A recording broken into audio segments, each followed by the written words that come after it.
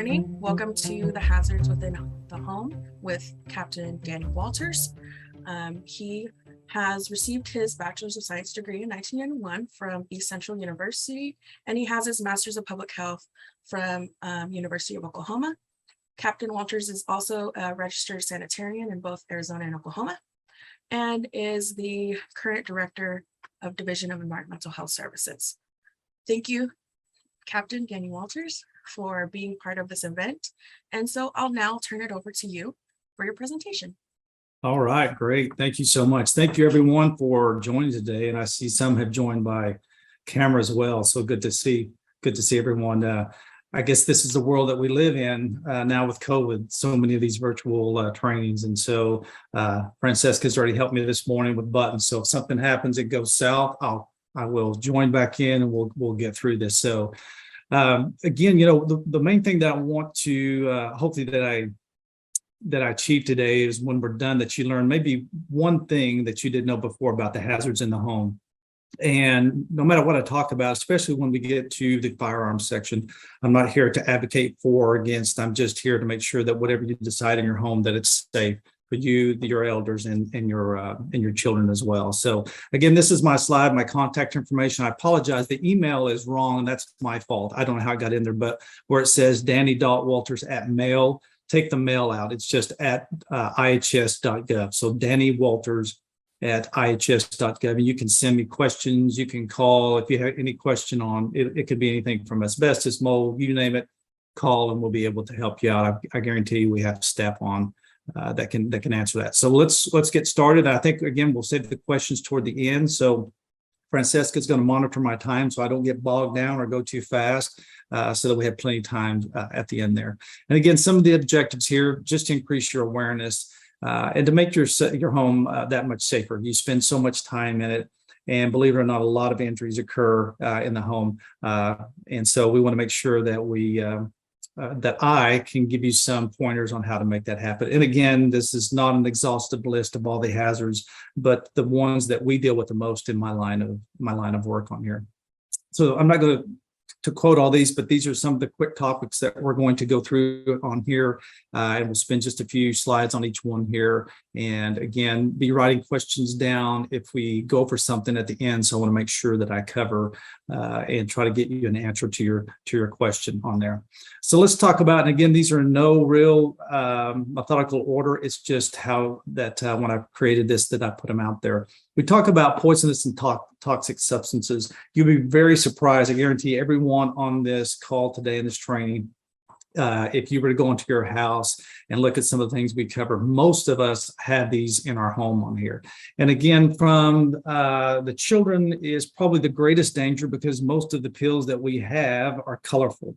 And children assume that that's candy, and therefore they take it. And each year, unfortunately, we have many children that die or have to go to the emergency room to do this. I would say if you have small children in your home or even elders, is that you have the number to the Poison Control Center because they are a big resource to help you. However, when in doubt, the emergency room is always your best option. It's better to go and not need them than need them and not go and have a problem.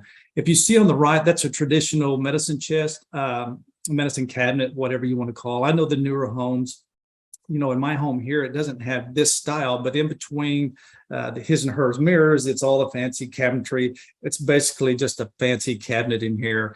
And we too have medications in there as well.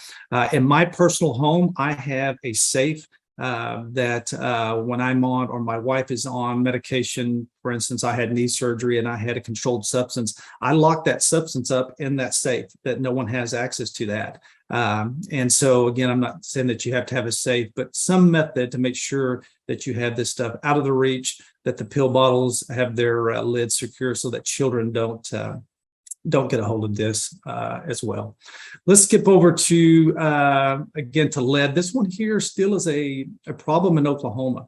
Lead is still a major health hazard for children. And occasionally I get referrals into my office for elevated blood lead level in children that we go out, investigate, and try to find out where it's coming from so that we can stop the source before it has irreversible damage to children on here. Typically, what we see is more from deteriorated lead-based paint than we do from anything else out here. But again, we'll try to cover some of the sources on here from lead on here. And again, a listed paint. Another one is strong acidic foods, especially juices and foods that are kept in containers that have lead. And you say, well, how do I know if they have lead on there? And that's a difficult question to answer. A lot of storageware that you get from Mexico or China that are very brightly colored may have a lead enamel in it. And when you store acidic juices and items in it for very long, it will slowly start to leach out or bring out that lead into the drink. So if you have very, very colorful dishes from another country, you may just want to keep that stuff for looks. I wouldn't put any kind of acidic food on it, just to ensure that doesn't happen. The view on the left, or the photo on the left with the toy here, this was actually a lead case that I worked several years ago. And this child was severely lead poisoned. And so when I went into the house and I did my survey, I realized that where you see these toys at, where I've got the arrow pointed at the top, that is the window sash and the window ledge that is deteriorated. Then the paint that you can't see, or the dust, falls on the floor. The child plays with the toys, then they don't wash their hands, they put their hands in their mouth, and that's where the elevated blood lead level comes from. So if you live in an older home, or if you think that you have this kind of problem here, again, you can call my number. We can give you some technical assistance on there to tell you how to properly go about dealing with it, especially if you have an older home you want to remodel. I highly recommend that you talk to someone like myself or in my office that are certified in lead, so that we can give you some professional tips on how to do it very safely. And then the picture on the right is what we call alligatoring. That is when the paint, it looks like the back of an alligator on there. It's deteriorated, and there's not a whole lot that you can do with that other than removing it. And even removing it can be a problem to small children. So again, just want to put that into your in the back of your memory there, that if you have an older home, take that for something that you want to look at. The newer homes, more than likely you won't see it. Before 78 is when we kind of say that most homes would have lead in that house on there. Another source of lead, and my father actually did this, that's probably what's wrong with me half the time, is melting lead in the kitchen to make fishing weights. Now, for some of you may laugh and go, what? Is that something you do? It is, if you grew up in a house where, especially like my house, where we fished a lot. The problem is when you melt lead, it has a very low melting point, and it looks really cool and shiny, but the white smoke that comes off of it has lead particles in it. That lead particle settles to the floor, and then again, children get it, put it in their mouth, and they become poisoned with lead. One of the bad things about lead is that lead to the body looks like calcium. So when lead comes into your body, the body goes, oh, wow, there's calcium. Let me suck that into the bones. And so what happens is lead can be stored in the bones for a long period of time. And if you have any kind of acute health problem, let's say cancer, or under a traumatic event, the body can release this lead, and you can actually have an elevated blood level again later on, even without a recent exposure on there. Again, my father had that as well before he passed away on there. So again, don't play around with lead. Call someone to get some answers to your questions before you think you may mess with something that may be lead. Sorry, that slide I think kind of got mixed in with the cleaning chemical one, so I apologize for that. Under your sink, no raise of hands, but how many people your sink looks just like that? I would probably say, yeah, probably almost all of us have that under there. Now, if it's just you and your husband or your wife, I'm not too worried about it. But again, with the little kiddos, this can be a very, very big problem, because a lot of the chemicals are extremely dangerous. And especially, I put Drano on there. There have been cases where children have drank, and Drano, and it has killed them. It basically eats the lining of the throat. It is a very, very aggressive chemical. I'm not the kind that will chain myself to a tree, but I am looking out for the environment as well. And there's so many different things you can use out there, like vinegar and baking soda, and leave the Drano stuff alone. That stuff is very dangerous. But just a snapshot under here, there's some things under here that probably should be taken out, put somewhere else. Really shouldn't have any chemicals under there if you have small children that might get to that. Or if that's the only place that you have, is use some of the locking mechanisms that you can put on the door to make it a little bit more harder for a child to get into those places there. Chemicals, again, you never want to mix these chemicals together there. They have what we call a synergistic effect. That's just a fancy word that says if one chemical is bad, the other chemical is bad. If you mix them both together, they're just wicked. And chlorine bleach and ammonia is a prime example of that. When you mix the two together, it can make a very toxic vapor that can swell the lungs and cause all sorts of problems and even lead to death. So again, I caution you on going back to, if you're looking at, say, cleaning toilets, baking soda is a great option for that. If you have to go to something stronger, please read the instructions and make sure you don't mix this stuff together because it can be a very hazardous atmosphere if you do that. Some more of the poisons and toxic substances. Baby oil, not the lotion, but the baby oil can be a significant problem for small children. If they drink it, it can coat the lungs, and there's actually been fatal cases of this.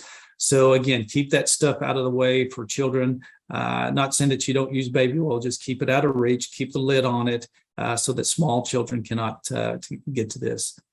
We kind of touched on medications before, but infant and children's medication, remember that almost all medication is given off of weight ratio.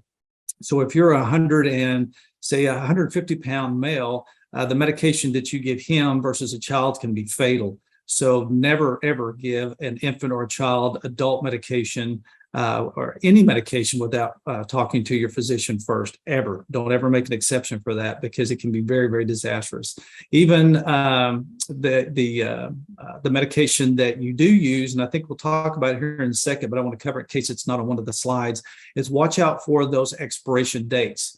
Most of the expiration dates just means it loses its designed effectiveness, but some things can break down and create other compounds that may be unhealthy for a child. So watch those expiration dates, and if it's beyond that, don't use it.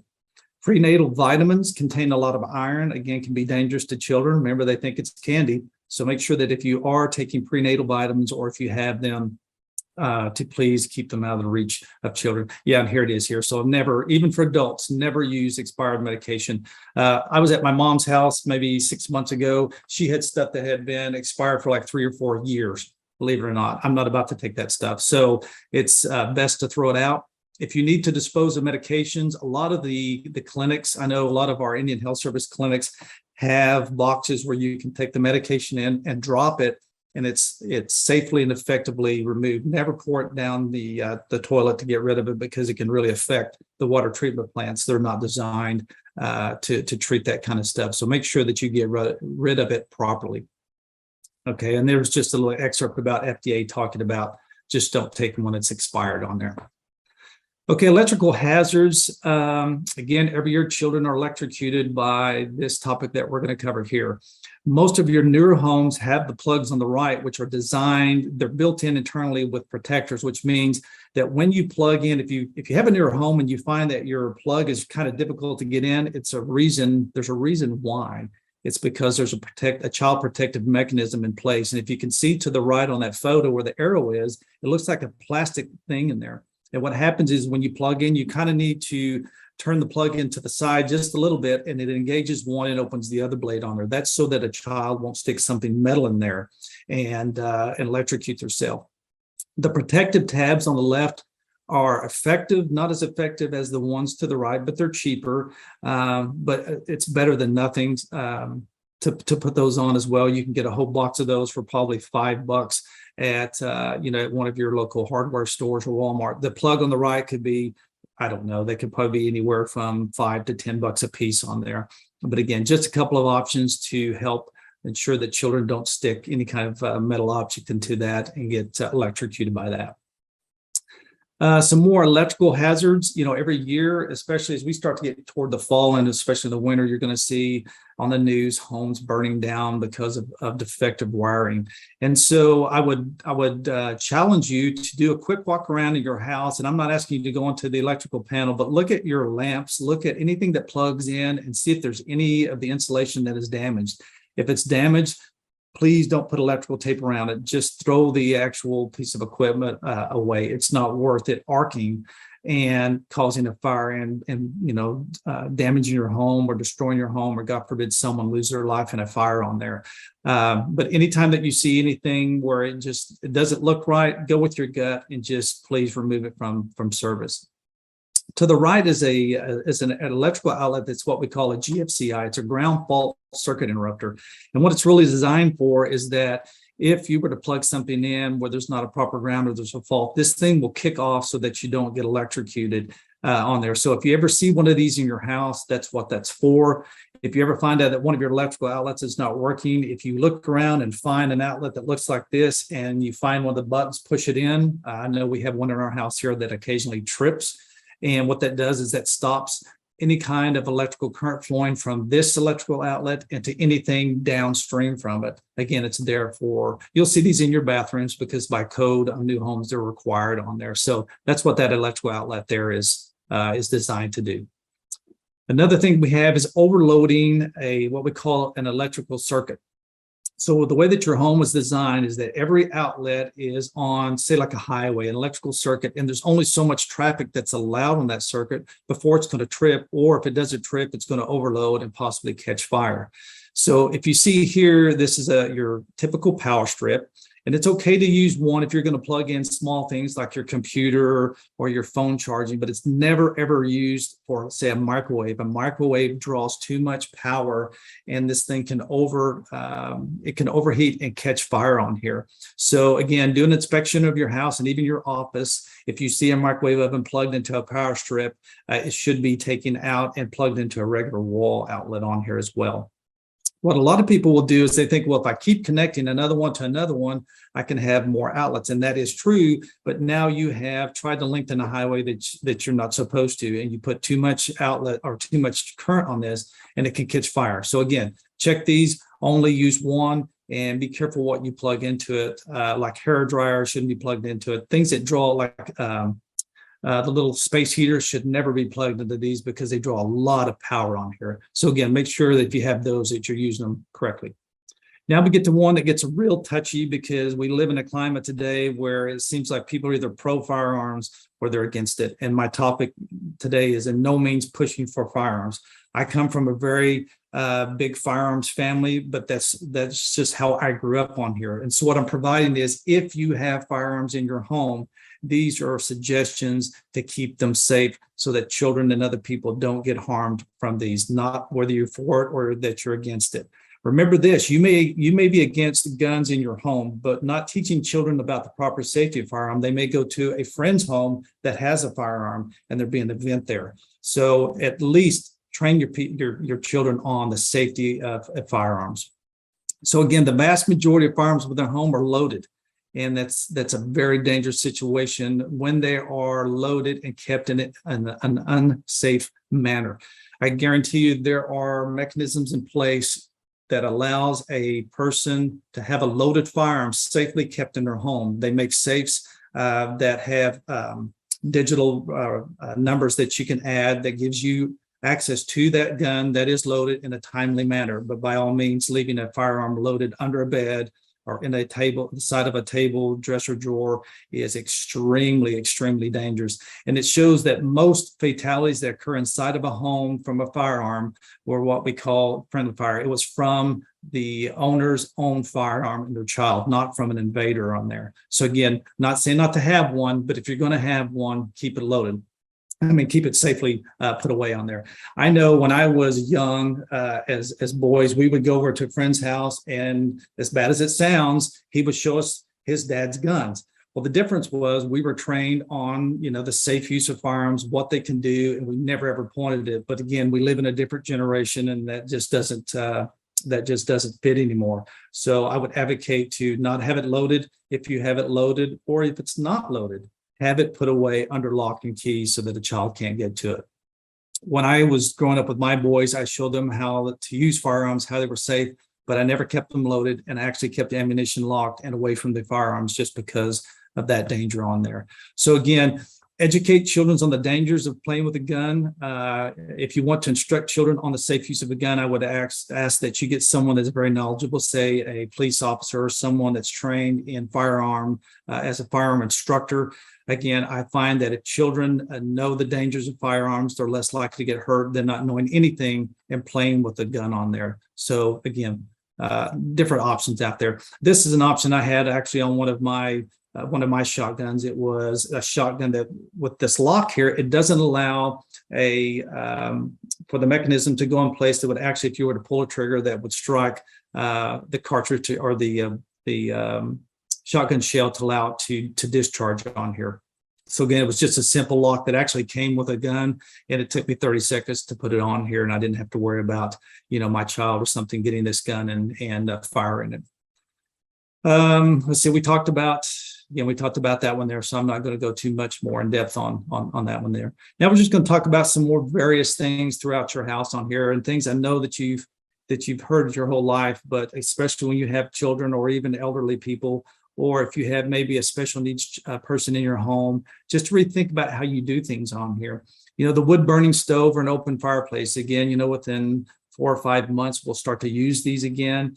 And all it takes is an improperly guarded wood stove or fireplace for a child to touch it and have second, maybe third degree burns and be scarred the rest of their life on there. So be thinking now about how to properly keep these things protected and in good working condition. It's not too soon now to have someone inspect your fireplace or inspect your wood burning stove to make sure that it's not blocked where it doesn't vent properly and you have carbon monoxide coming back into your house. And as a matter of fact, it's probably the best time now to have it than rather when it gets close to fall and winter when they're so much busier. And again, we talk about in the kitchen, handles and pans, we've all learned this when we grew up, is to put those inside toward the wall on the stove, so someone doesn't hit it and end up spilling something hot over on a child and scarring them from that. The hot bath water, be sure that your water heater, there's a thermostat on your water heater. If you're not familiar with it, you can have someone that may be, and you want to turn that thing down. There's a setting on there that will keep it to 120 degrees or less. Anything above 120 can cause severe burns to the skin on there. So I will say this, in my home here, it's just me and my wife, so I keep mine a little hotter because I don't have kids here.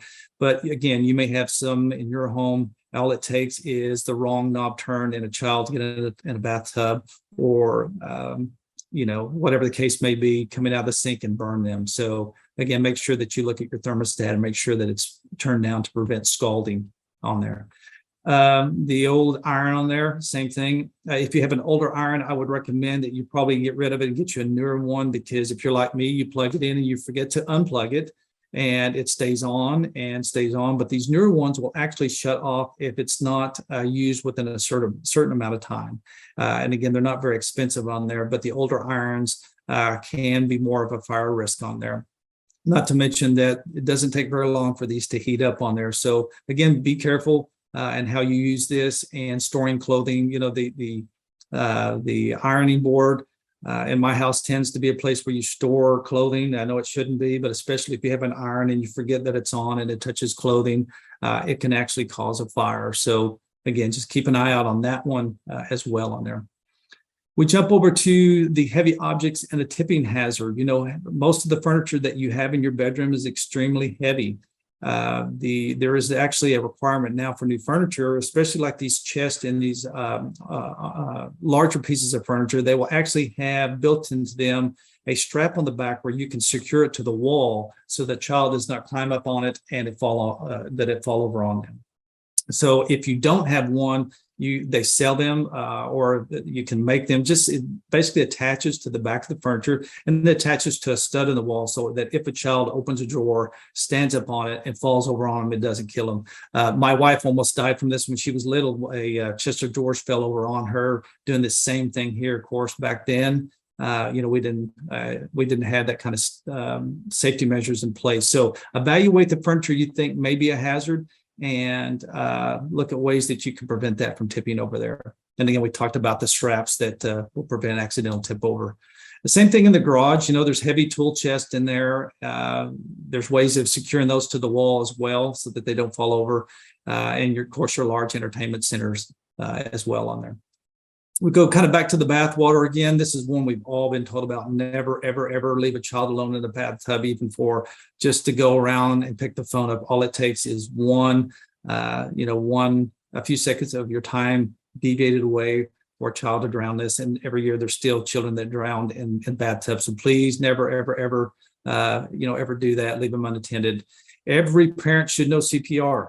If you do not know CPR, there's so many venues out there to get that for free, even if you have to watch a YouTube video, because those first few minutes, if something were to happen, God forbid, you may be the only one there. And by the time 911 gets there and the child's not breathing, even if they bring them back, can have severe brain injury. So depending on how old your child is, there's difference, of course, in infants and children as they get bigger. So make sure that you are trained on how to provide CPR, especially to adults as well. If you have adults in your home or seniors in your home, and again, God forbid something happens that you have to administer CPR, you may be the only difference in them surviving or not having long-lasting health problems after if they were able to bring them back. So please get training in CPR. The old mini blind thing on here. I know that nowadays, I know back in the 90s that there was a real big push on this because of children actually getting the cord wrapped around their neck and actually dying from this on here. So again, evaluate your house and see if this may be a potential problem on this from children possibly getting this around their neck and suffocating them. Never ever place an infant's crib or child's bed over a mini blind where the cord can come down there. Again, it's just increasing the chance of something happening to them that it's not worth it on there. So again, as you hopefully do your little walkthrough inspection, you're looking for this type of hazard here. We talk about sharp objects. We're at 11:30, just to let Okay. you know. All right, appreciate it. Thank you. Sharp objects, as always, the knives, keeping knives out of reach of children, keeping them in their sheath. Placing safety device on the drawers that prohibits children from opening it. And as you can see, most of this talk has to deal with children because of the world they live in. It just increases the chance of these things happening as opposed to adults. But again, keeping the knives and stuff to where they're not accessible to the children. This one here, this next one, button batteries. Believe it or not, if you've never heard about this one here can be a disastrous issue if a child were to swallow one of these batteries. What happens is when they swallow these batteries, it gets down into the moist lining of the esophagus or the stomach, and it reacts with the battery that produces a very strong acidic condition on here, and it can actually eat through the lining of the esophagus, and it has actually killed children in the past on here. So if you have these type of batteries, please keep them out of the reach of children. Some of the newer devices that you use for your TV, you may have these in here. Just realize, and here's an x-ray of one stuck in a child here, can be fatal. So again, just watch out for those little bitty batteries and keeping them out of the reach of children. Sources of fire, matches and lighters, same old, just keeping those out. All it takes is one wrong move to catch a curtain or something on fire, or the child's clothing on fire. Again, teaching children the dangers of them is huge. Lit candles that are unattended, those are extremely dangerous. You leave a candle burning, you leave your home, it pops somehow, and I've had that happen here at our house where the candle will actually pop, and if there's something that is combustible near it, and it can also catch fire as well. So watch out for the candles on there. Talked about grease on stoves, faulty wiring in home, smoking in bed. I mean, again, these are all things that cause fires every year in homes. So just something that you want to take a look at and making sure that you're just kind of putting that to the forefront of your mind on here. Trying to rush through here, oily rags.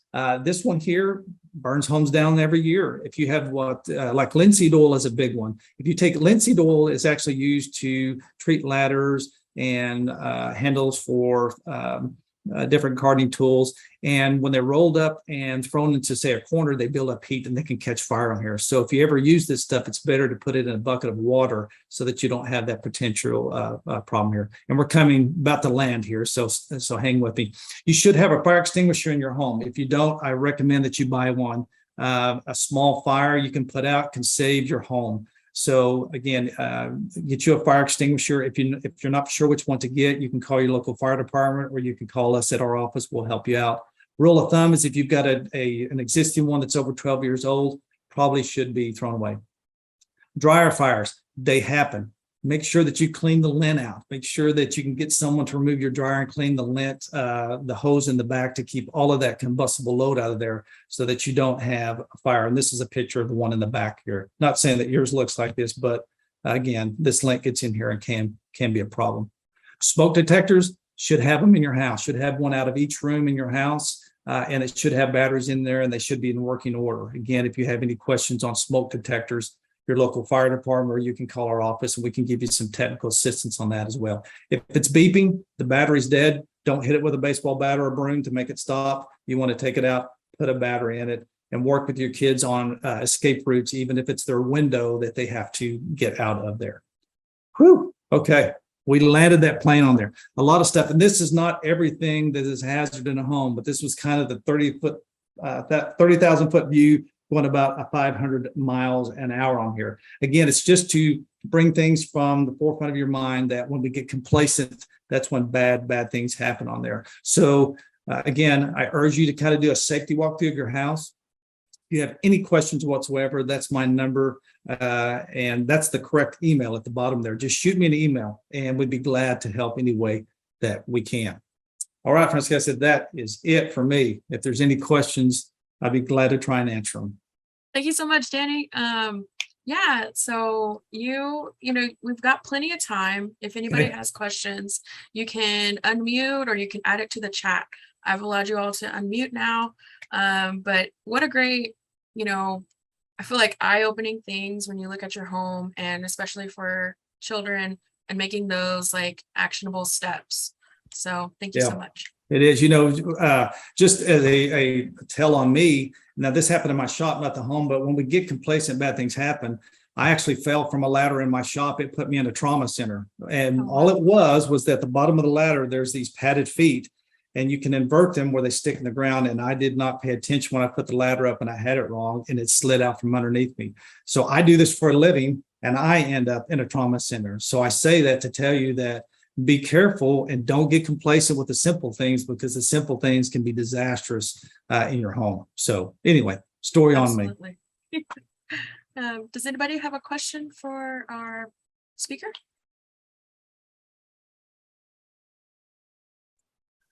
Can you elaborate? Thanks for the presentation. Can you elaborate on removing the lint from the back of your dryer? Because I will confess that I've never done that or heard of it. Sure. Great question. Okay, Coach, on all of our dryers, usually on the top, there is the typical handle that brings out the lint. Now, some are built in the side of the door. When you open it up, there's different ways on how you bring them out. So the recommendation is to clean those before and after every load. I know we don't do that, but in my house, you can make a sweater out of the ones that my wife doesn't change. So I get on to her that. You want to clean that one.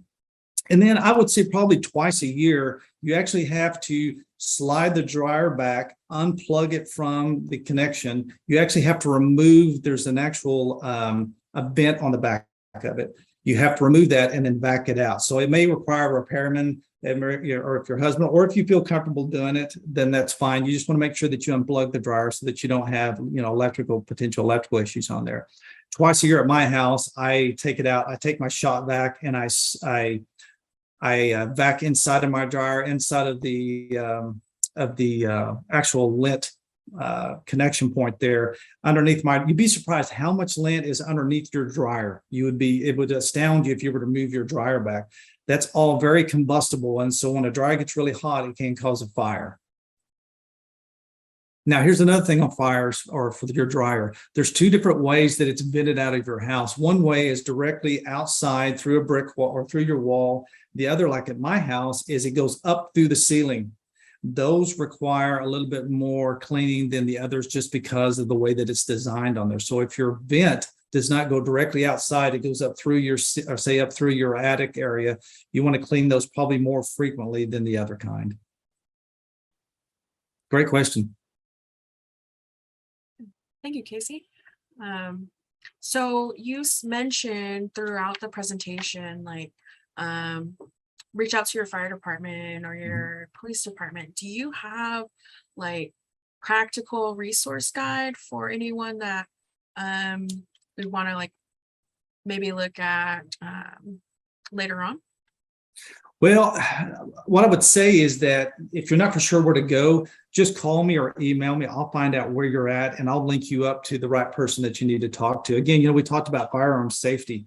If you say, yeah, I've got firearms in my home and I want some more education on them or whatever, we'll link you up to a firearms instructor or the police department, because you want to get, don't get your cousin Joe, unless he is a firearms instructor, because the done improperly can be disastrous on there. Same thing with smoke detectors. A lot of your fire departments, especially as it starts getting closer to fall, they may have a program where they have free smoke detectors, or they may install them for you.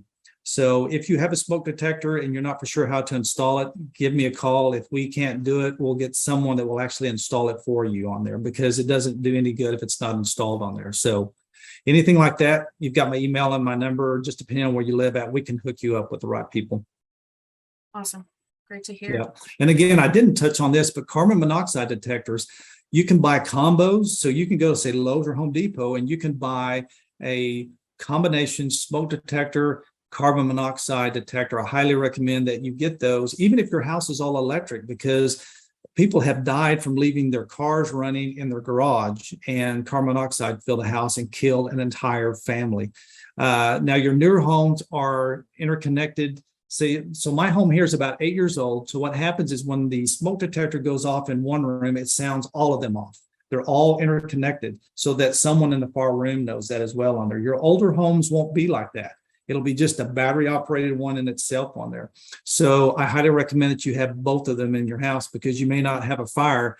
You may have a problem with carbon monoxide, especially with fireplaces, and if you have gas in your house. So again, if you have more questions or need more info on that, let me know and we can get that to you. Wonderful. Thank you. Mm-hmm. Anyone else have a question?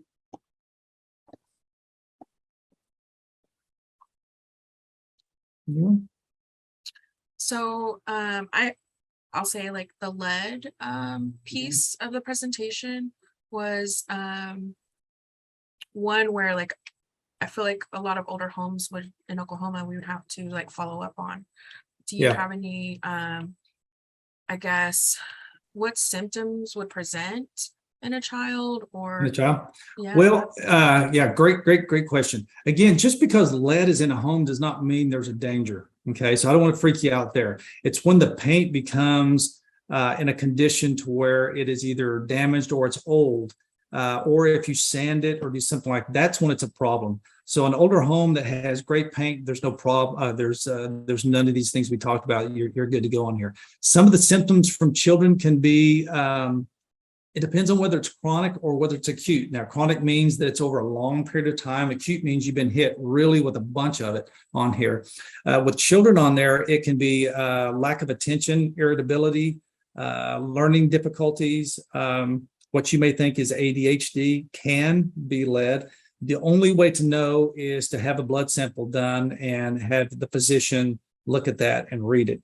The way that I get the referrals is that a child has had blood work done or part of like not daycare, but like I guess the Head Start program, they get blood work done and the physician goes, oh man, this child has a high blood lead level. They contact us to try and find out where it is so that we can stop it from continuing further damage to it. So again, those are just some of the symptoms. And if you go to CDC, don't go to any other website because the internet's full of junk out there. Go for the Center for Disease and Control. You type in lead and it will give you all the signs, the symptoms. It's a great resource to go on there as well. But just because a child is irritable and maybe doesn't mean it's lead poisoning, but it can mean that it could be. It could be. But the blood work is the only way to know for sure. There's no other way. Thank you. Mhm. Grazia, would you go ahead and you can Hi. Yes, Hi. hi, Francesca. I just want to say hi to Francesca because she and I have been communicating via email for some other reason, but thank you for the presentation.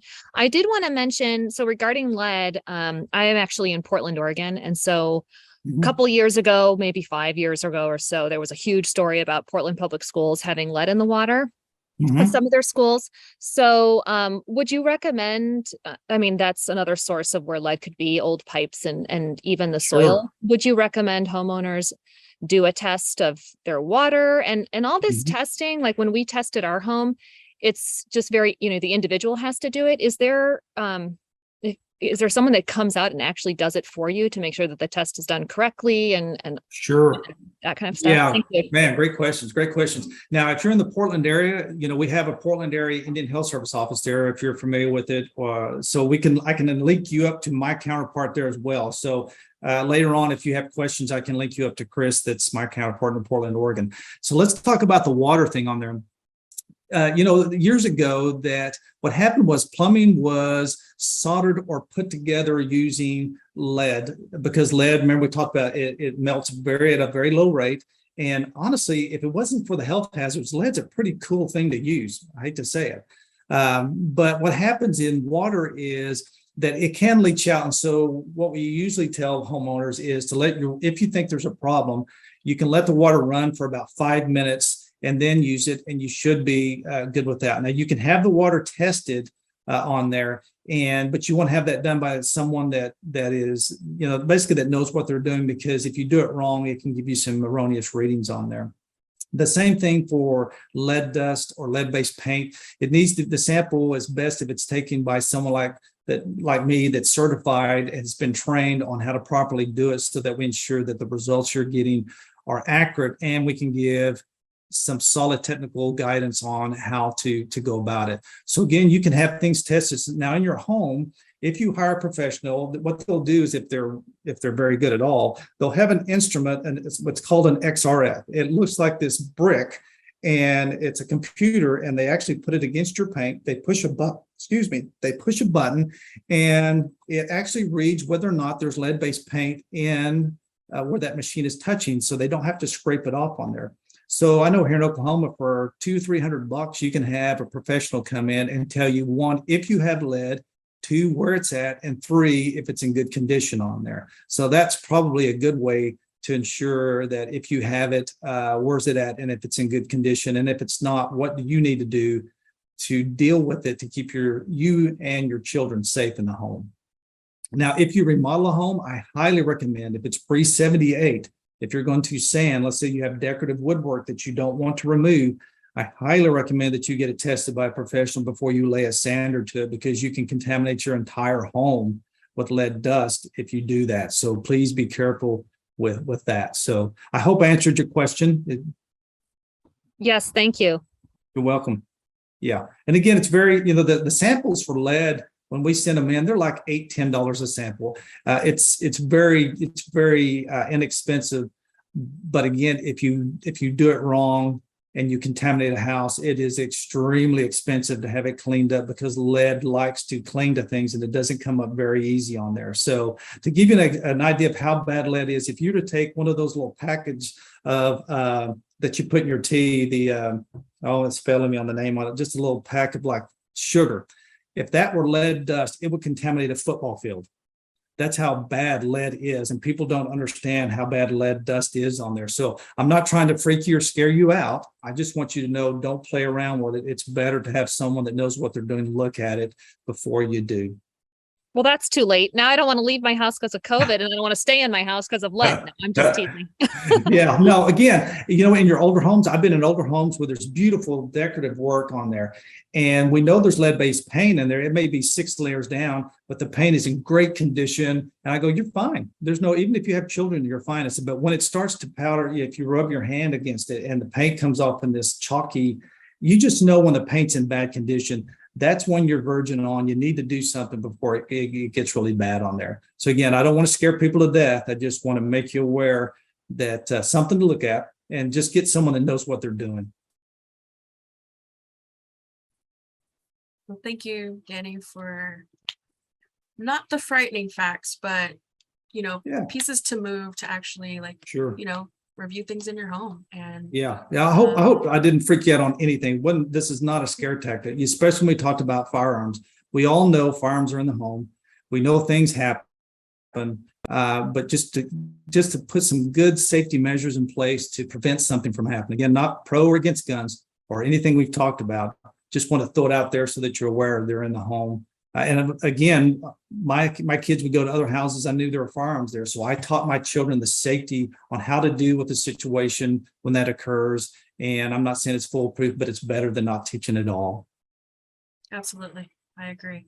So yeah, I'll be in touch for review of my home. I've got a niece. Great. So And as you do an inspection, if you find something weird, it's easier on that email because I travel a lot, but shoot me an email. I guarantee you I'll get your response back my best within a working day. I always try to go through my emails at the end of the day. So we will get you an answer if you have any other questions later on, and we can hook you up with resources in your area, like the young lady in Portland that will help you out there as well. So that's what we're here for. Awesome. We do have time for, one more question. We've got 10 more minutes. So Okay. if anybody has additional questions or anything, please speak up or raise your hand.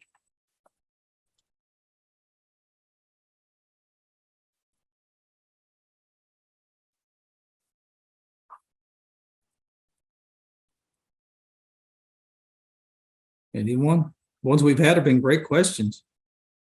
And again, I don't think there was anything a huge surprise to you as just, we talked about electrical. Just look at those lamps, take a flashlight and look at those cords. Don't run anything under carpet.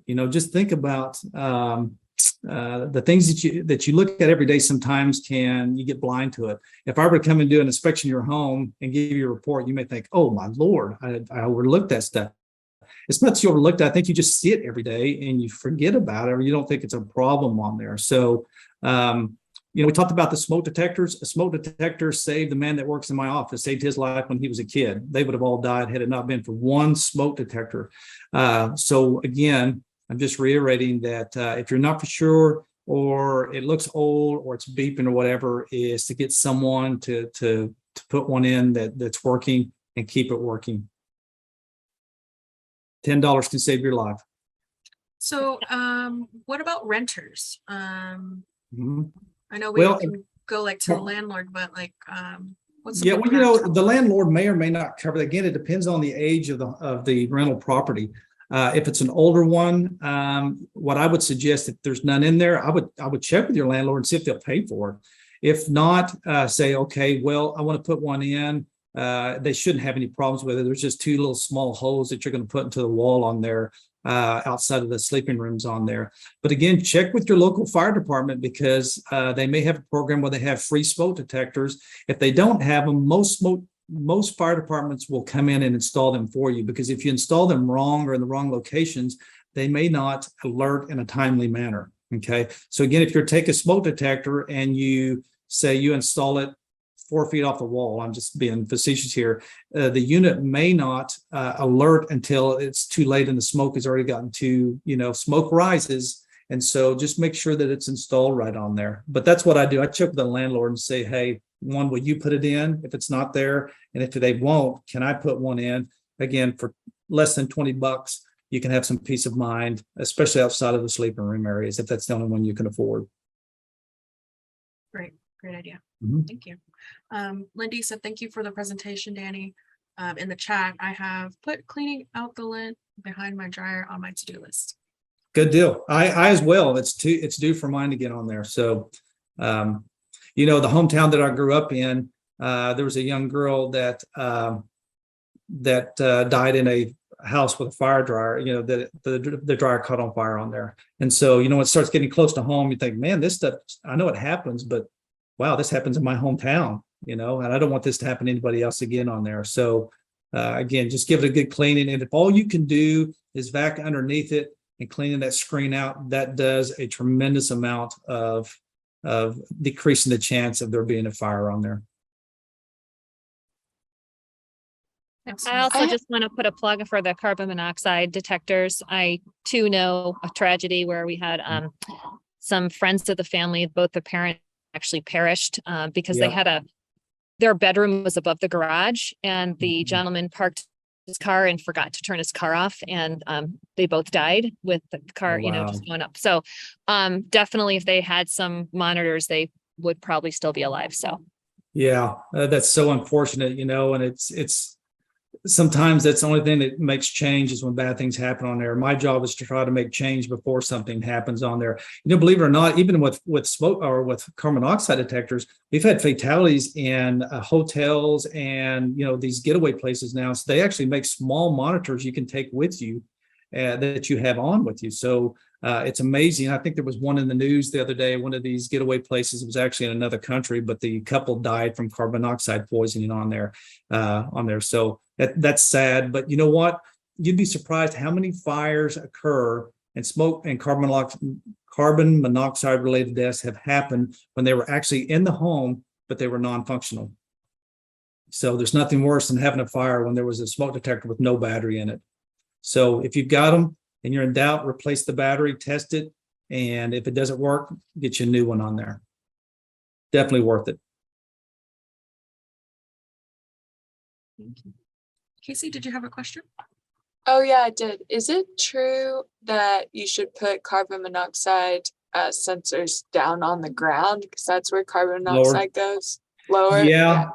Most of them are, you can get some that are plug-in because again, just with the density or the weight of the way that carbon monoxide acts, it's going to be lower to the ground. So that's why smoke detectors don't plug into a wall, because remember, smoke goes up, so we want it up high. And carbon monoxide is a little bit on difference on there. So you can get the plug-in models. If you get the one that is in store, that's where you install on the wall, please read what the manufacturer says to do and do it exactly the way that they say, because they've spent probably millions of dollars testing this equipment out there. So I know we get in a world where reading instructions, especially for us dudes, we don't like reading instructions. Read the instructions because it can make a huge, huge difference. But yeah, great question. Yeah, definitely acts different than smoke. And the bad thing about, well, everything's bad about carbon monoxide, but the one thing that a lot of people don't realize is you can't see it, you can't smell it, and you can't taste it. That's why we call it the silent killer. You feel like you've got the flu. So, if you wake up, just store this in the back of your mind. If you were to wake up one night and you're feeling like you got the flu and everyone does at the same time, the skin may look a little cherry flushed, just get outside, get some fresh air on there and call the fire department. They will come. They have meters that they can check your home for carbon monoxide. Even if you have people that have low-grade headaches in your house, you think it may be a problem, they have the devices to come in and check that. So it's worth having to look that on there. So again, carbon monoxide is just a silent killer. I wish it had some other thing that let you know, but unfortunately it does not. Bad player. Yeah, good to know location and who to reach out to, especially to check things. Thank you. Any other questions? Great questions.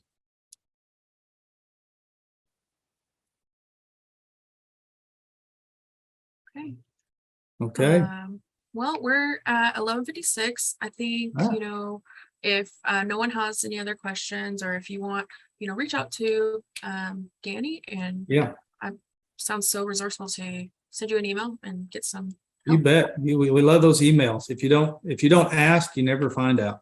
So, and if I don't know the answer to the question, I'll tell you and I'll get an answer for you. So wonderful. But again, look at those resources. You'd be surprised what's available out there for free, even fire extinguishers. Okay.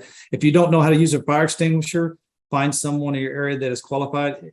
I go back to YouTube. YouTube's better than nothing. I mean, half the stuff I repair around my house is because of YouTube. So it'll show you how to pull the pin and squeeze the handle. I actually had one, I have to say this before I leave. We had one guy that he walked in on a fire. He panicked and he almost bent the handle. He forgot to pull the pin out of the fire extinguisher, and that doesn't allow it to engage, to open up. So you have to know how to use it, or it's just a container with nothing. It's not going to do anything on there. So just make sure that what you get, you know how to use it and place it in an area that you can get to quickly. Absolutely. Again, thanks everyone for attending, and hopefully I didn't go for something too fast, but please contact me if you have questions and I'll try to make it more clear or answer any other questions. But I thank you for taking the time to spend an hour with me, and please evaluate your home. Do a walkthrough inspection. Yes. You'd be surprised what you find. Thank you, Danny, and thank you all for attending. And please remember to complete your evaluation. And if you need credits, please let me know. All right. Thanks, everyone. Have a great day. Be safe. Thank you. Thank you all. Have a great day.